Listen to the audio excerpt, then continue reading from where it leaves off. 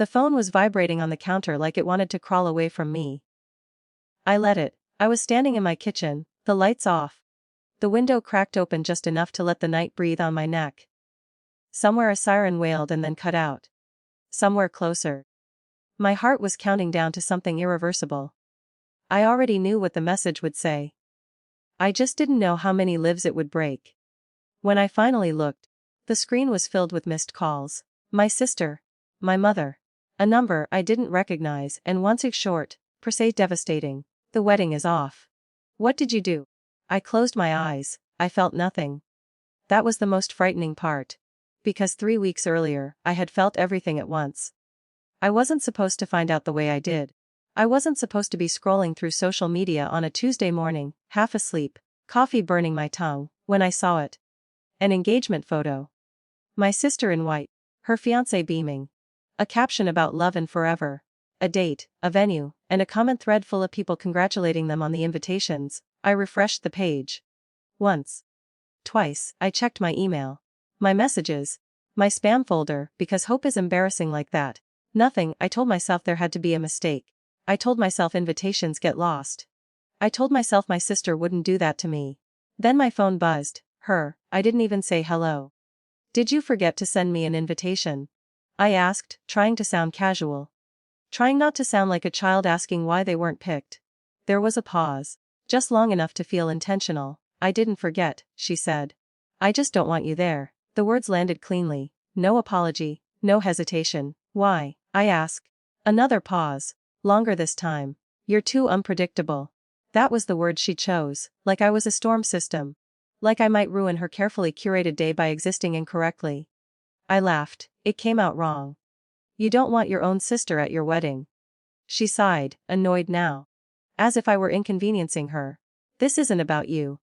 That's what people say when it's exactly about you. I didn't go. Of course I didn't. You can't attend a place you've been erased from. But something in me shifted after that call. Something quiet, something observant. I started replaying moments I had ignored for years. The way she corrected my stories in public. The way she introduced me as the complicated one. The way her fiancé, Mark, would look at me with curiosity edged with discomfort, like he was missing a chapter. I wasn't unpredictable, I was inconvenient. And inconvenient people notice things. I remembered a dinner 6 months earlier. My sister snapping at Mark for mentioning a job she'd quit. The way he'd gone silent afterward. The way she'd squeezed his knee under the table, not affectionate, but controlling. A warning disguised as touch.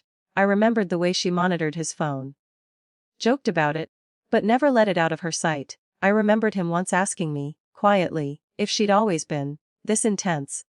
At the time, I'd said, she just knows what she wants. I regretted that answer. The red flags didn't scream. They whispered, and I listened. I started small, public records, social media. Archived posts she deleted but others hadn't.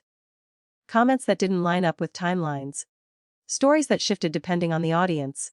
Then I found the email. It was old, buried in a thread Mark had once forwarded to me by accident. At the time I hadn't understood it. Now I did. A former coworker. A restraining order, a different city, a different last name. My sister had reinvented herself before. More than once, I kept digging. It wasn't dramatic, it was meticulous. Late nights, notes, screenshots, cross-references. The kind of work you do when emotion would ruin the precision. By the time I was done, I wasn't angry anymore. I was calm. I asked her to meet me. She agreed, smug, like she was granting a favor. She arrived late, sat across from me, smiled like nothing was wrong. You look tired, she said. I know. I replied. Lying is exhausting. Her smile froze. I told her what I knew, not all of it, just enough. She laughed. Then she accused me of being jealous. Bitter, unstable. She said that word again, like a weapon. You always do this, she said. You try to ruin things. I watched her, really watched her. She wasn't scared. She was offended.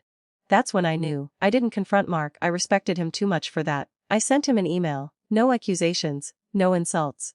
Just facts, documents, timelines. A suggestion that he verify everything independently. I ended it with one sentence. I was told I'm too unpredictable to attend your wedding. I thought you deserved predictability before you married her. I didn't wait for a response. He cancelled the wedding 2 days later. The fallout was nuclear. My sister screamed. My mother cried. Relatives took sides without asking questions. I was blamed for everything because Blaine likes simple shapes. I didn't defend myself. I didn't need to. Mark reached out once. Thanked me. Said he'd felt like he was losing his grip on reality. Said my message gave him permission to trust his instincts. That was enough. Now the kitchen is quiet again. The phone has stopped vibrating. I pick it up and delete the message asking what I did. I didn't ruin a wedding. I interrupted a trap. My sister still tells people I'm unpredictable. She's right in a way. I don't follow scripts written to silence me. I don't protect lies to keep the peace. I don't stay small to make others comfortable. What I sent wasn't revenge, it was truth delivered with timing. And the thing about truth is, it doesn't need you to raise your voice. It just needs to arrive intact. I turn the phone face down. The night feels lighter. For the first time in a long while, so do I.